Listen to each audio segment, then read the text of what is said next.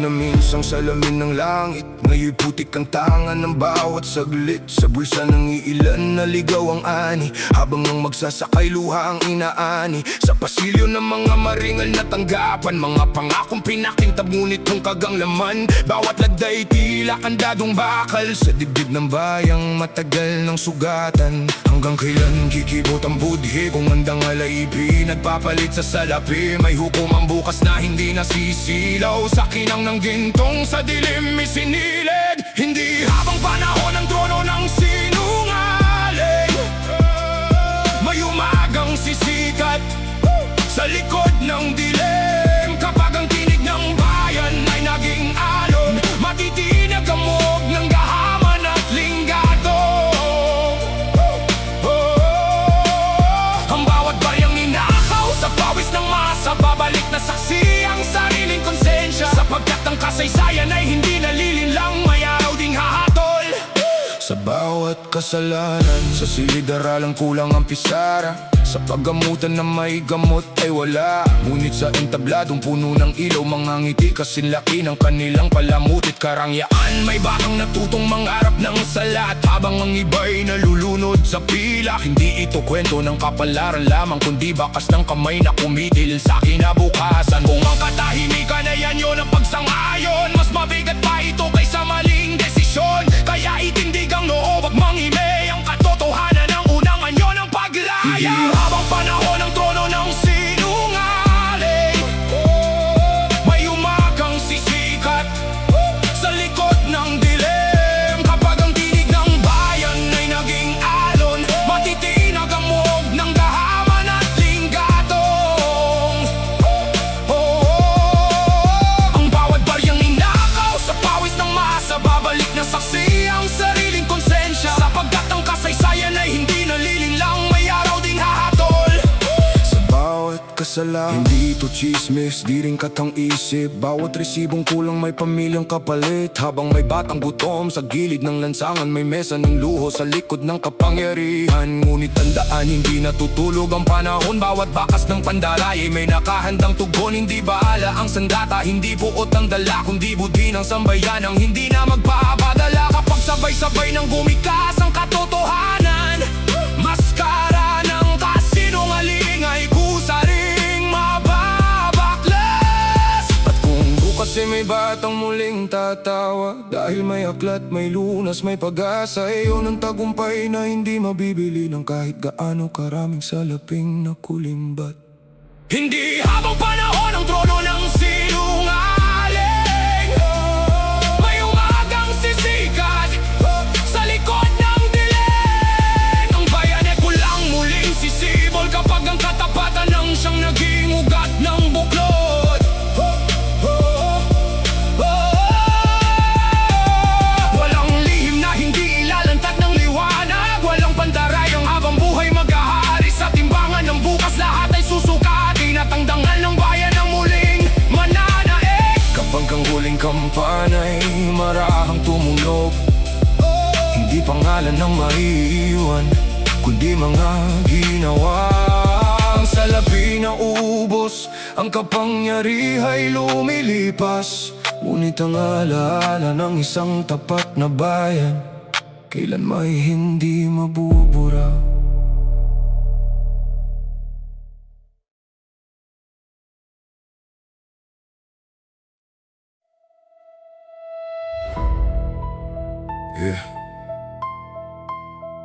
Limang dekada kong pinaghalo ang pawis at lupa.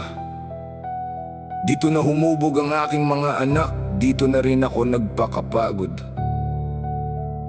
Sabi sa balita, may bagong batas na aahon daw sa aming mga magsasaka. May darating daw na bakal na kabayo, libreng binhi at sapat na ayuda. Kaya naniwala ako, nagabang sa gilid ng palayan, araw-araw na umaasa. Inasahan kong sa wakas, gagaan din ang aming buhay na binuwis ang pawis. Pero ang dumating sa truck ay mga lumang sako ng abono. Kalahati ay bato, ang kalahati ay expired at mabaho. Kami ang nagtanim pero kayo ang nabusog. Ang lupang minana ay inyo pang ina.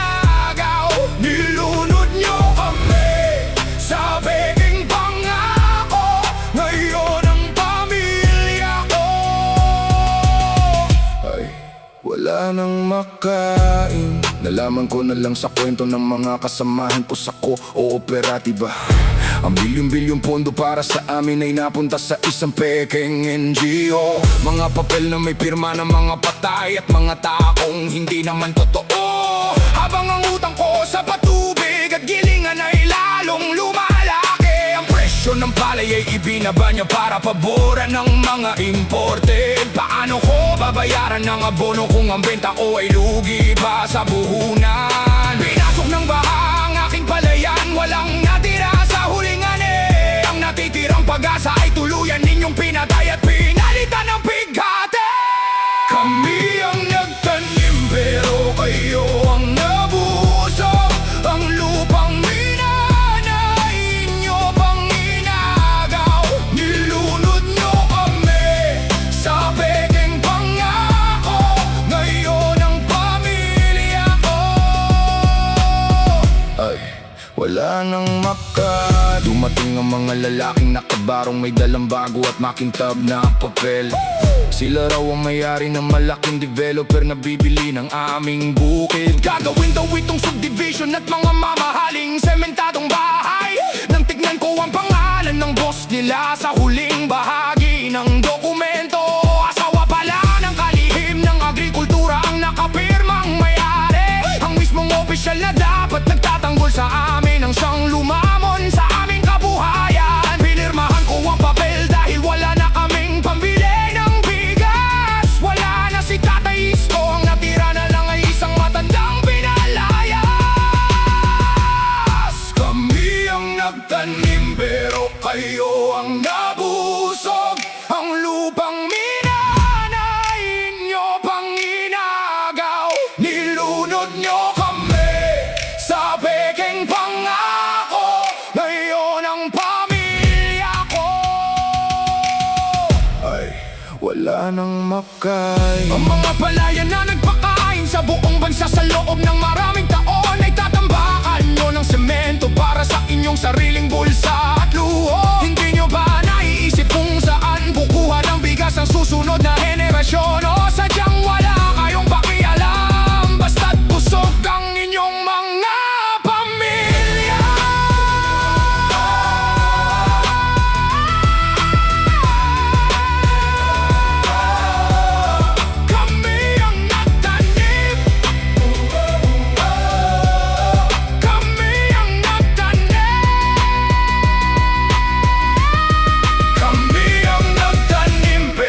Kayo ang nabusog. Ang lupang minanay inyo pang inagaw. Nilunod nyo kami sa pekeng pangako. Ngayon ang pamilya ko ay wala nang makain. Nakatayo ako sa tabi ng highway, tinitignan ng mga bulldozer na sumisira sa aking bukid. Ang amoy ng basang lupa ay pinalitan na ng usok ng mga makina. Wala na ang aking palayan, wala na ang aking dangal bilang magsasaka. Ninanakawan niyo ang bayan at sinisiguro ninyong kami ay mamamatay sa gutom.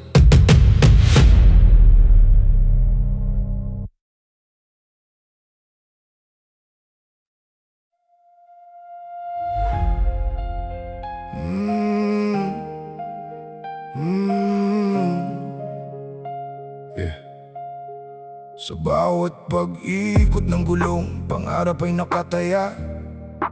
Alay ng ama, manibel ay luma, ngunit busilak ang adika. Ngunit agila ng modernization, dambuhalang ibon ng kawalan. Inagaw ang ruta, inalisan ng hininga ang tanging kabuhayan. Kroni ng gobyerno, nagbubunyi sa ibabaw ng aming dusa. Ang jeepney na minana ngayon naghihintay ng huling hantungan. Punas ng luha sa manibela ay tanging pamana ng ama. Habang ang silid-aralan binabawasan ng dunong at pag-asa. Hiningi lang namin ang aming karapatan, ngunit ang sagot nyo ay rehas at dahas.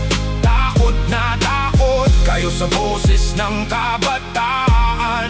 Dahil alam ninyong booking na ang inyong dumi. Marcha sa kalsada, sigaw ng katarungan sa ilalim ng araw. Kartong may panawagan ng bala ay katotohanan ng hatid.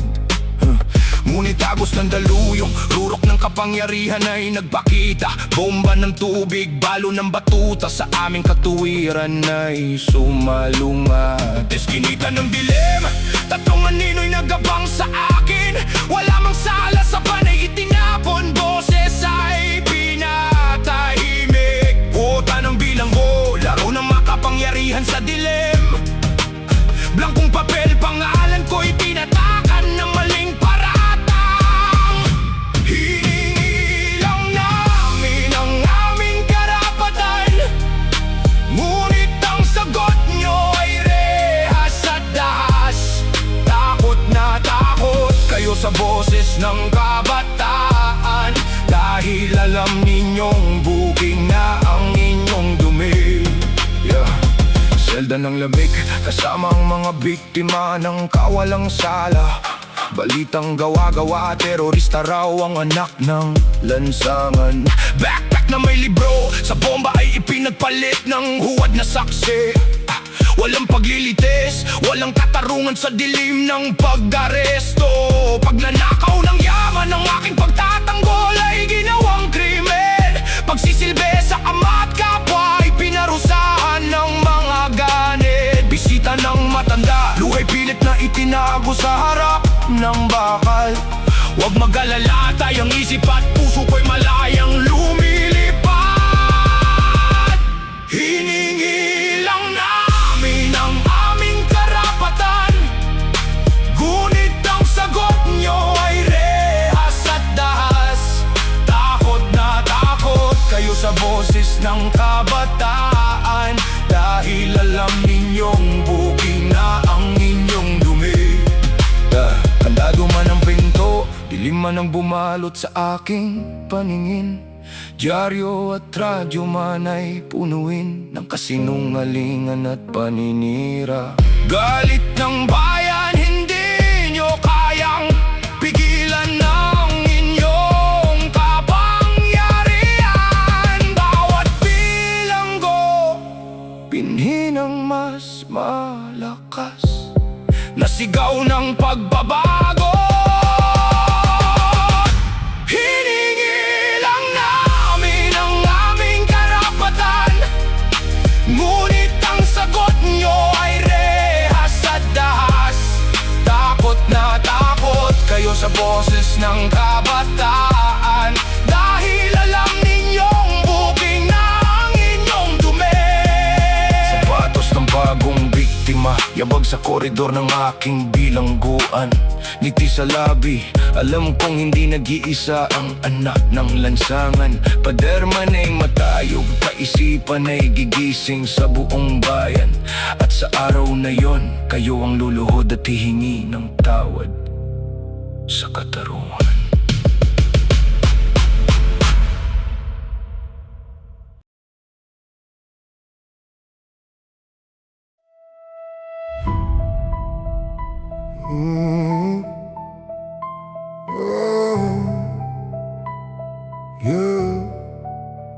Yumakap ang dilim na nalasa ang bagyo. Sa probinsya kami lugmok, unti-unting sumusuko. Ang kabay lalong tumindi sa sakit ng anak kong musmos. Sa bawat pag-ubo, pag-aasa'y tila nauubos. Sa evacuation center, sa ilalim ng sirang bubungan, naghihintay ng tulong sa gitna ng kawalan. Isang supot ang iniabot, plastic na may tatak.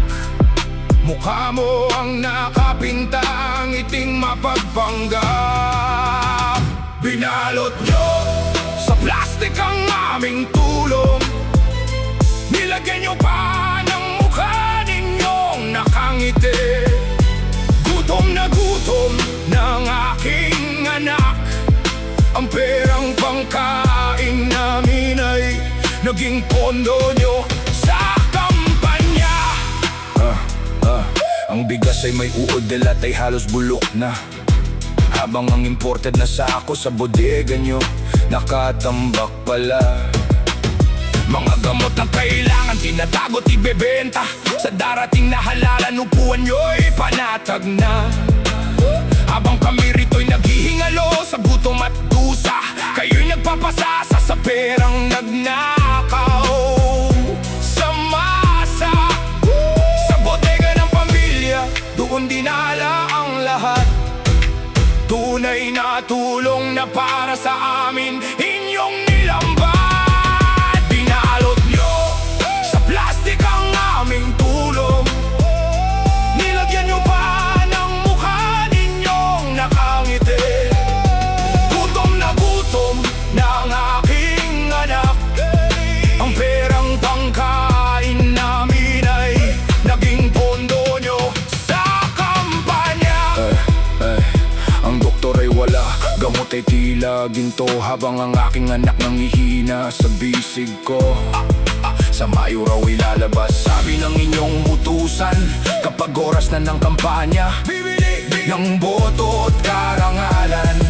Kahihiyan nyo'y tinatago sa bawat ngiti sa tarpaulin, habang kami namamatay sa gutom na inyong ginawa sa amin. Pangalan nyo'y nakasulat sa bawat relief goods, ngunit sa totoong tulong kami laging binubusabos. Binalot nyo sa plastic ang aming tulong. Nilagyan nyo pa ng mukha ninyong nakangiti. Gutom na ang aking anak. Ang perang pangkain namin ay naging pondo nyo sa kampanya. Trahedya'y ginawang negosyo, kasakiman ng namamayani.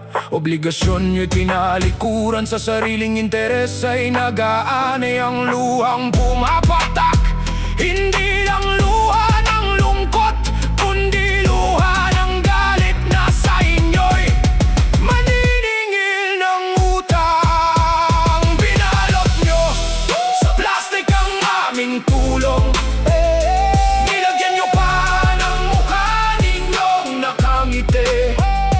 Gutom ng aking anak. Ang perang pangkain namin ay naging pondo nyo sa kampanya.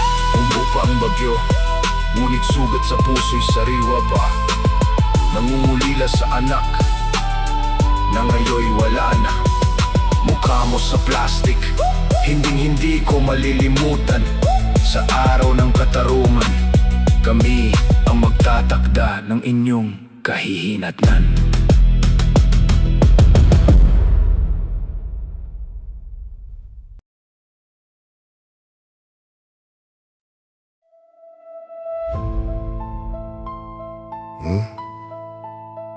Alas 4 pa lang ng madaling araw, gising na aking diwa. Sa kalsada'y nag-aabang bitbit ang pamaypay at silya. Pangilang sako na ba itong pinila ng dahil sa buhay na salat? Para sa 5 kilong kanin na sa pamilya ko'y hindi sapat. Sumisikat ang araw, unti-unting pumapaso sa aking bumbunan. Habang ang bantay sa pinto ay nakasimangot sa aming harapan. Umuga ang aking basong hawak, tinitiis ang gutom at hilo. Ang barya sa aking bulsa, kulang pa yata sa hiningin ninyong selyo. Heto ako, nakapila sa ilalim ng init ng araw, nagbabaka sakali sa murang bigas na inyong tinatago. Ang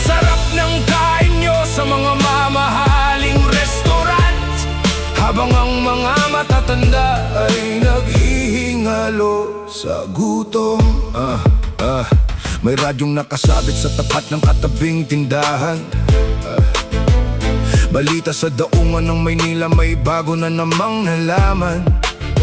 Libu-libong toneladang imported na bigas, hinayaang mabulok. Sinalo ng mga uod at daga sa madilim na sulok. May pinalusot ng customs, nakipagkamay sa mga smuggler sa dilim. Para lang itago ang supply at itaas ang presyong lalong nagpapadilim. Ang bigas na sana'y isasain ko para sa aking mga apo ay ginawa ninyong ginto habang kayo'y nagbibilang ng boto. Eto ako, nakapila sa ilalim ng init ng araw, nagbabaka sakali sa murang bigas na inyong tinatago. Ang sarap ng kain nyo sa mga mamahaling restaurant, habang ang mga matatanda ay naghihingalo sa gutom. Biglang nagkagulo sa unahan, sarado na raw ang tindahan. Ubus na ang rasyon ngayon, bukas na naman mag-unahan. Uuwi akong bitbitang walang lamang plastik at pagod na katawan. Sasalubungin ang mga nakabukas na bibig sa aming tahanan. Habang sa telebisyon nakabarong kayong nagpapaliwanag sa kamera na umuulat daw ang bansa at walang naghihirap na bulsa. Ang dumi sa inyong mga kuko ay hindi maitatago ng inyong bango. Ang bawat butil na nabulok sa porta ay sumpa sa inyong mga pangako. Heto ako, nakapila sa ilalim ng init ng araw, nagbabaka sakali sa murang bigas na inyong tinatago.